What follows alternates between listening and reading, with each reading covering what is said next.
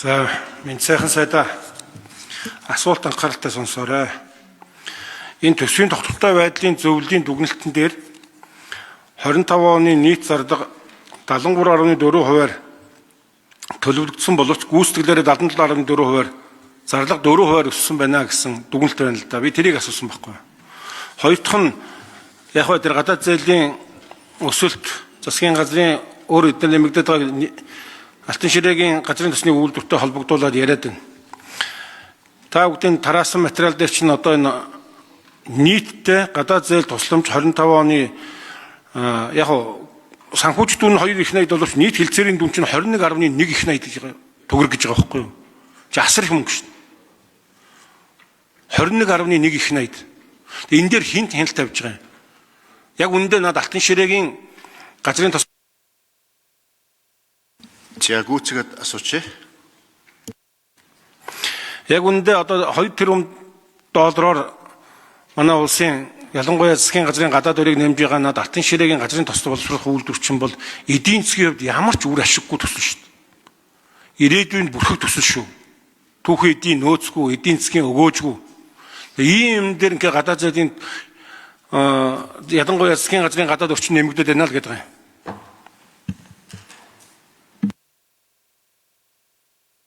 За их хоёр сайд хариулъя. Шадар сайд. Эдийн засгаас илүү улс орны аюулгүй байдлын асуудал.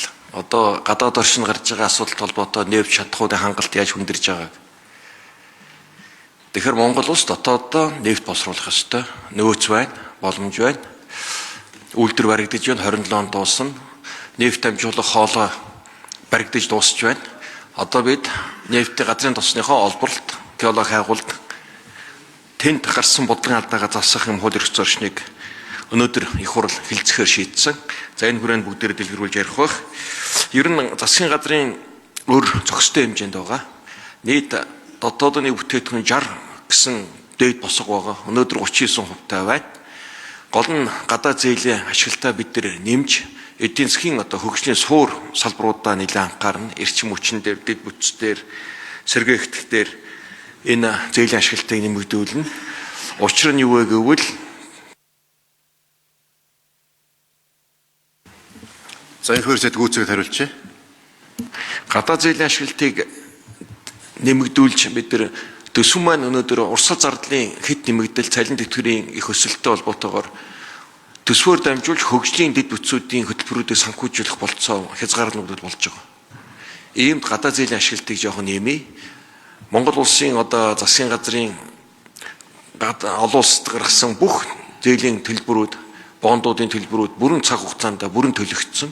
Ямар нэгэн одоо зээл хугацаа хоцроосон зүйлгүй. Монгол улсын зээлч зэрэглэл доктортой өсөж байна. Дандаа доктортой сайн гэсэн юм үнэлгээтэй байгаа. Валютын нөөц хамгийн өндөр 7.7 тэрбум доллар төрсөн. Тэгээ энэ үед эдийн засгийг эрчимжүүлэхэд бид нар гадаад зээлийн ашиглалт гадаад зах зээлээс санхүү их үүсэх хэмд их үүсвэр татах нь одоо гол бодлогын тэргүүлэгч чиглэл. Тэгэхээр гадаад зээл дээр бол бид нэр гол нь өргөжтэй төслүүдэл энэ тэргүүн санхүүж байна. Мэд сайхан сайд нэмж хариулъя.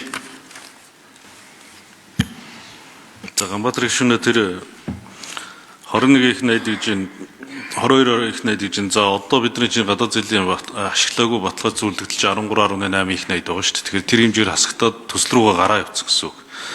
Бид нар одоо зээлийг өөрөж харахасаа идэвхтэй одоо дорны хувьд хийж байгаа нефтийн үйлдвэрийг та одоо өнөөдөр ашиггүй гэж дүгнэх бол та тэр хувьд эртвэ шүү дээ. Эсрэгээр бид нар энэ стратегийн үйлдвэрийг барихад энэ гадаад зээл чи хөрөнгө оруулалт болж орж иж байгаа. Тэгэхээр бид нар өөрөхөөсөө идэвхтэй энийг хөрөнгө оруулалт гэж харах хэрэгтэй. Бид нар харин цаг хугацаанд ажилтнаар оруулаад таны хэлж байгаа эрсдэлс харин хамтдаа энийг урьдчилан сэргийлэх хэрэгтэй. Хоёрдугаар засгийн газрын өөр өсөд байна гэж ярьж байна.